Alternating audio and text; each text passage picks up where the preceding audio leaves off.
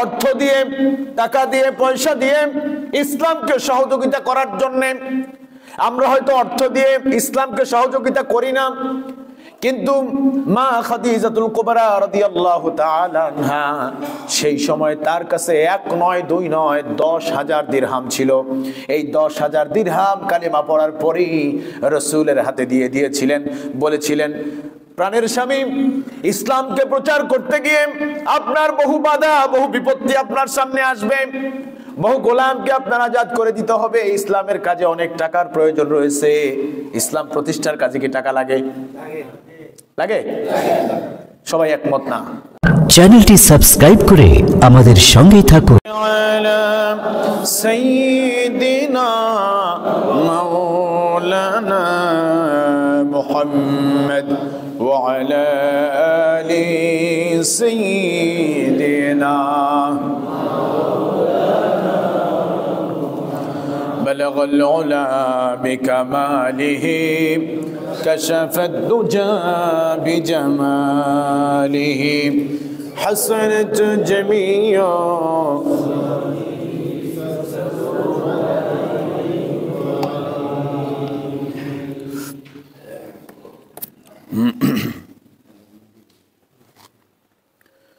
الحمد لله معزز محترم সম্মানিত দিনদার, পরহেজগার, মুত্তাকিন, মুসলমান, মুসল্লিয়ানে কেরাম, সম্মানিত মুরব্বিয়ানে আযম, আজ পবিত্র শুক্রবার দিন 24শে জানুয়ারি 2025 খ্রিস্টাব্দ, 23শে রজব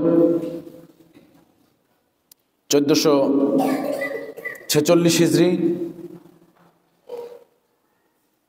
10শে মাঘ 1431 বঙ্গাব্দ। আজ সূর্যোদয় হয়েছেন 6টা বেজে 43 মিনিটে, সূর্য অস্ত যাবেন 5টা বেজে 42 মিনিটে। আল্লাহ রাব্বুল আলামিনের দরবারে শুকর গুজার করে নিচ্ছি যে মহান আল্লাহ সুবহানাহু ওয়া তাআলা আপনাকে আমাকে তার অশেষ কৃপায় দীর্ঘ একটি সপ্তাহ অতিবাহিত হয়ে যাওয়ার পরে আবারও সালাতুল জুমার দিনে আপনাকে আমাকে সমবেত হওয়ার মতন যিনি তৌফিক দান করলেন, সে মহান মালিকের দরবারে মহব্বতের সহিত সকলে পড়ছি আলহামদুলিল্লাহ। যে মহান ইজ্জাত ওয়াল জালাল, এই পৃথিবীর মালিক, এই পৃথিবীর স্রষ্টা, খালেক, রাজ্জাক, মালিক যিনি, সেই মহান স্রষ্টা আপনাকে আমাকে এখনো পর্যন্ত জীবিত রেখেছেন, জবানকে সচল রেখেছেন। তার জবান থেকে যেন প্রতিটা মুহূর্তে সমস্বরে তার শুকরগুজার করতে পারি, তার গুণগান করতে পারি, তার দেওয়ার সময় তারই জন্য ব্যয় করতে পারি। আল্লাহ তাআলা আমাদেরকে তৌফিক দান করুন। যেহেতু পৃথিবী আপনার আমার জন্য চিরস্থায়ী নয়, ক্ষণস্থায়ী, ক্ষণস্থায়ী জিন্দিগি এখন না হয় একটু পরে চলে যেতেই হবে। এখানে কেউই থাকার জন্য আসে নাই, কেউ থাকতে পারবে না। তবে যদি এই দুনিয়ায় কেউ চিরস্থায়ীভাবে বসবাস করার চিন্তা ভাবনা করে, এই পৃথিবীকে কেউ যদি নিজের মতন করে সাজাতে চেষ্টা করে, এই পৃথিবীকে কেউ যদি চিরস্থায়ী মনে করে, তার চাইতে বোকা আর কেউ হবে না। সুতরাং যারা জ্ঞানী হবে এই পৃথিবীকে ক্ষণস্থায়ী মনে করবে এবং আমি চলে যাওয়ার জন্য সমস্ত সামানা আমার গুছিয়ে রাখার চেষ্টা করতে হবে। যদি আমার সমস্ত সামানাকে আমি গোছানোর চেষ্টা করতে না পারি বা গুছিয়ে না যেতে না পারি, মৃত্যুর সময় আর সুযোগ পাবো না এই সামানাগুলি গুছানোর মতন। তাই আমরা যারা এখনো পর্যন্ত জীবিত আছি, আল্লাহ রাব্বুল আলামিন যেন আমাদেরকে সকলের সামানাকে প্রতিটা মুহূর্তে গুছিয়ে রাখার মতন তৌফিক দান করেন। মৃত্যুর সময় বলে গেলাম আমার অমুক জমিটা অমুকরে দিয়ে দিলাম, তমুক জমিটা অমুকরে দিয়ে দিলাম, ব্যাংকের এই টাকা তারে দিয়ে দিলাম, ব্যাংকের সেই টাকা তারে দিয়ে দিলাম।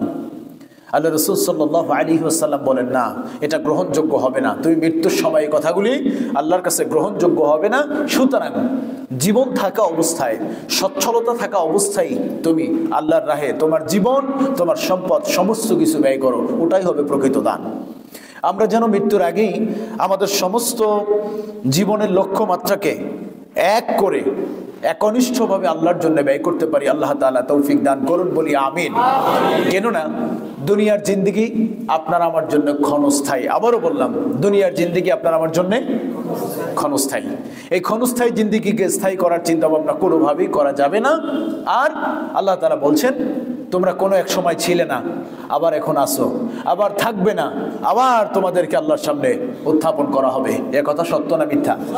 কি চমৎকার করে আল্লাহ তাআলা বলেন, كيف تكفرون بالله وكنتم أمواتا فأحياكم ثم يميتكم ثم يحييكم ثم إليه ترجعون।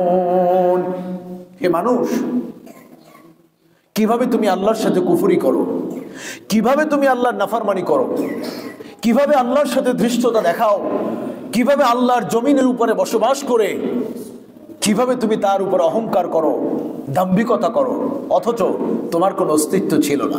ছিল? অস্তিত্ব ছিল আপনারা? কোনো অস্তিত্ব ছিল না।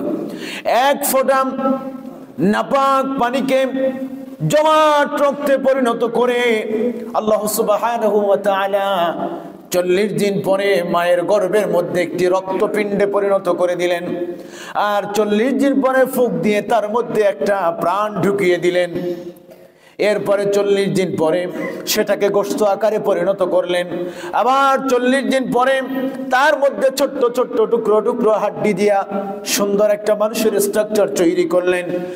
এরপরে সুন্দর একটা মানুষের আকৃতি তৈরি করে আল্লাহ তাআলা বললেন, সুম্মা, অতঃপর আমি কি করলাম, উখরিজুকুম তিফলা, আমি তোমাকে ছোট্ট শিশু আকারে পৃথিবীতে বের করে নিয়ে আসলাম।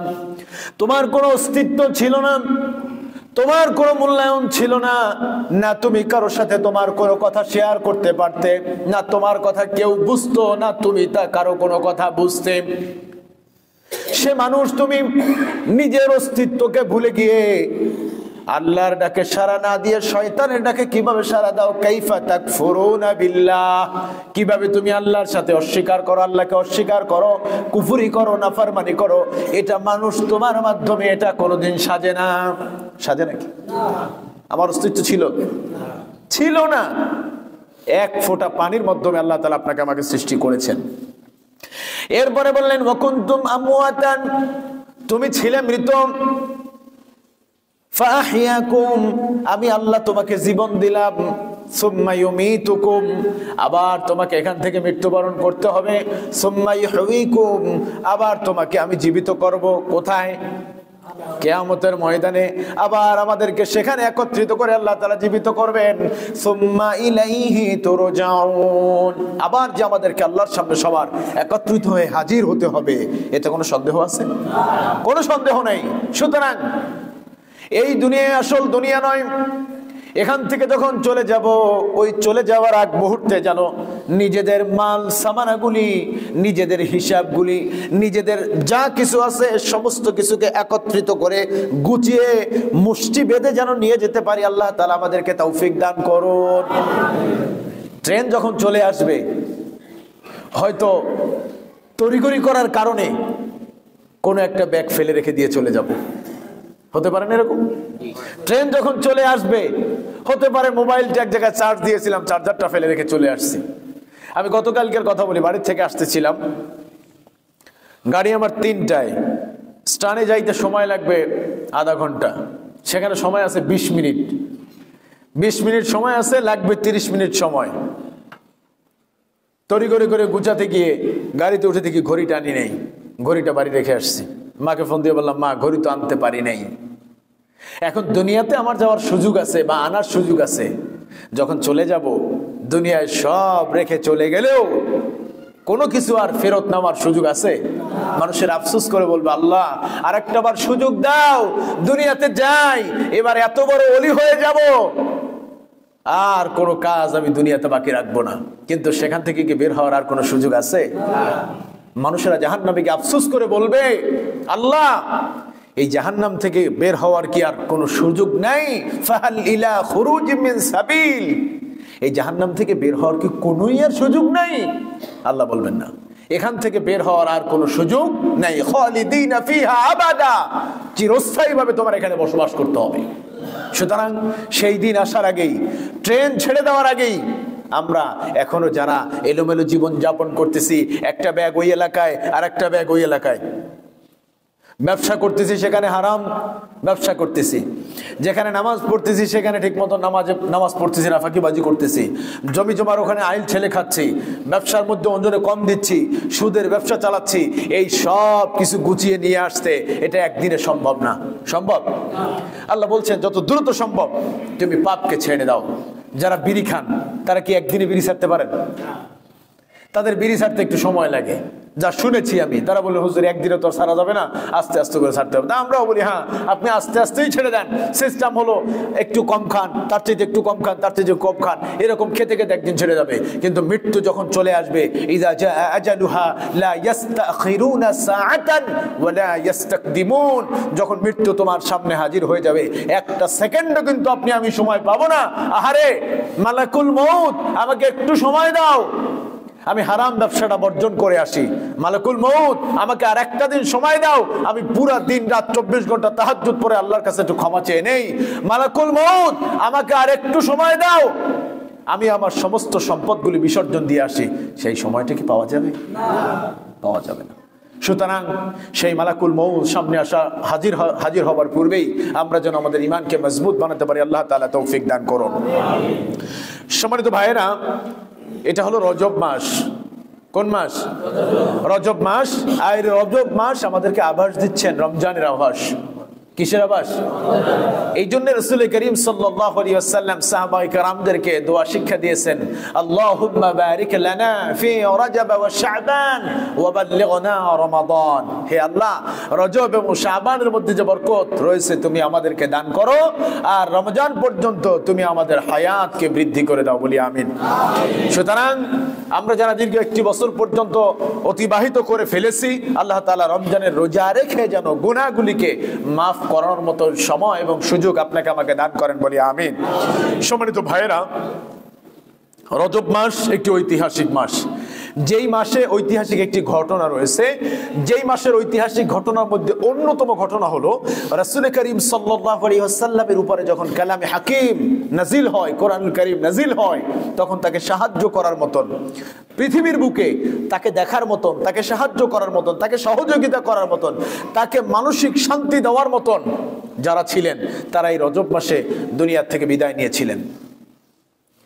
রজব মাসে বিদায় নিয়েছিলেন রাসূলের চাচা আবু তালিব, যে আবু তালিব মুসলমান না হওয়া সত্ত্বেও রাসূল করিম সাল্লাল্লাহু আলাইহি ওয়াসাল্লামকে তিনি প্রতিটা মুহূর্তে সাহায্য সহযোগিতা করেছেন।